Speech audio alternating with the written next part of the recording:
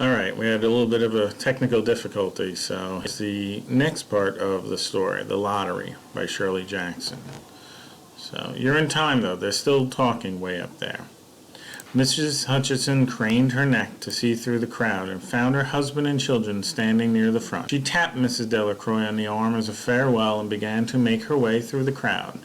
The people separated good-humoredly to let her through. 2 or 3 people said, in voices just loud enough to be heard from the crowd, "Here comes your Mrs. Hutchinson," and "Bill, she made it after all." Mrs. Hutchinson reached her husband, and Mr. Summers, who had been waiting, said cheerfully, "Thought we were going to have to get on without you, Tessie," Mrs. Hutchinson said, grinning. "Wouldn't have me leave my dishes in the sink now, would you, Joe?" And soft laughter ran through the crowd as the people stirred back into position after Mrs. Hutchinson's arrival. "Well," Mr. Summers said soberly, "guess we better get started. Get this over with so we can get back to work. Anybody ain't here?"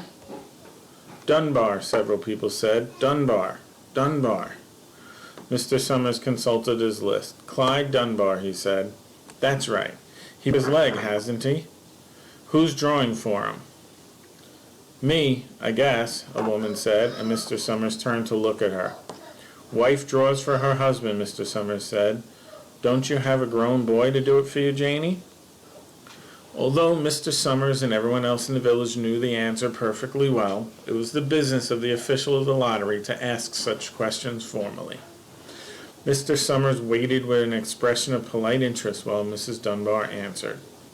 "Horace is not but 16 yet," Mrs. Dunbar said regretfully. "Guess I gotta fill in for the old man this year." "Right," Mr. Summers said. He made a note on the list he was holding. Then he asked, "Watson boy drawing this year?" A tall boy in the crowd raised his hand. "Here," he said. "I'm drawing for my mother and me." He blinked his eyes nervously and ducked his head as several voices in the crowd said things like, "Good fellow, Jack," and "Glad to see your mother's got a man to do it." "Well," Mr. Summers said, "guess that's everyone." "Old man Warner make it?" "Here," a voice said, and Mr. Summers nodded. A sudden hush fell on the crowd as Mr. Summers cleared his throat and looked at the list. "All ready?" he called. "Now, I'll read the names, heads of families first, and the men come up and take a paper out of the box. Keep the paper folded in your hand without looking at it until everyone has had a turn. Everything clear?" The people had done it so many times that they only half listened to the directions. Most of them were quiet, wetting their lips, not looking around. Then Mr. Summers raised his hand high and said, "Adams." A man disengaged himself from the crowd and came forward. "Hi, Steve," Mr. Summers said, and Mr. Adams said, "Hi, Joe." They grinned at one another humorlessly and nervously. Then Mr. Adams reached into the black box and took out a folded paper. He held it firmly by one corner as he turned, and went hastily back to his place in the crowd, where he stood a little apart from his family, not looking down at his hand. "Allen," Mr. Summers said, "Anderson, Bentham." "Seems like there's no time at all between lotteries anymore," Mrs. Delacroix said to Mrs. Graves in the back row. "Seems like we got through with the last one only last week." "Time sure goes fast," Mrs. Graves said. "Clark, Delacroix, there goes my old man," Mrs. Delacroix said. Held her breath while her husband went forward. "Dunbar," Mr. Summers said, and Mrs. Dunbar went steadily to get to the box while one of the women said, "Go on, Janie," and another one said, "There she goes." "Where next?" Mrs. Graves said. She watched while Mr. Graves came around from the side of the box, greeted Mr. Summers gravely, and selected a slip of paper from the box. By now, all through the crowd, there were men holding the small folded papers in their large hand, turning them over and over nervously. Mrs. Dunbar and her 2 sons stood together, Mrs. Dunbar holding a slip of paper. Harbert, Hutchinson. "Get up there, Bill," Mrs. Hutchinson said, and the people near her laughed. Jones. "They do say," Mr. Adams said to old man Warner, who stood next to him, that over in the North Village they're talking of giving up the lottery. Old man Warner snorted. "Pack of crazy fools," he said, listening to the young folks. "Nothing's good enough for them. Next they'll be wanting to go back to living in caves. Nobody work anymore. Live that way for a while. Used to be a saying about lottery in June, corn be heavy soon.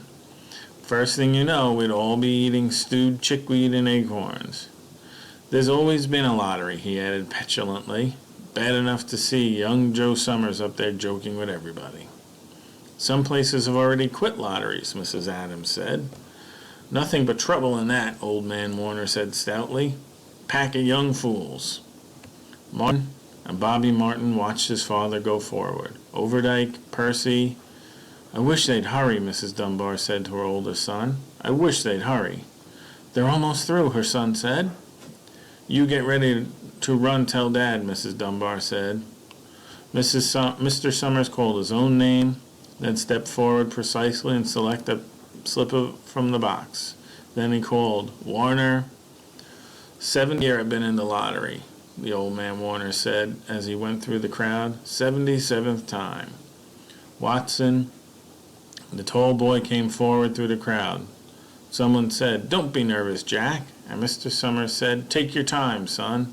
Zanini. After that, there was a long pause, a breathless pause, until Mr. Summers, holding his slip of paper in the air, said, "All right, fellows." For a minute no one moved. Then all the slips of paper were open. Suddenly all the women began to speak at once, saving, "Who is it? Who's got it? Is it the Dunbars? Is it the Watson?" Then the voices began to say, "It's Hutchinson. It's Bill. Bill Hutchinson's got it." "Go tell your father," Mrs. Dunbar said to her oldest son. People began to look around to see the Hutchinsons. Bill Hutchinson was standing quiet, standing down at the paper in his hand.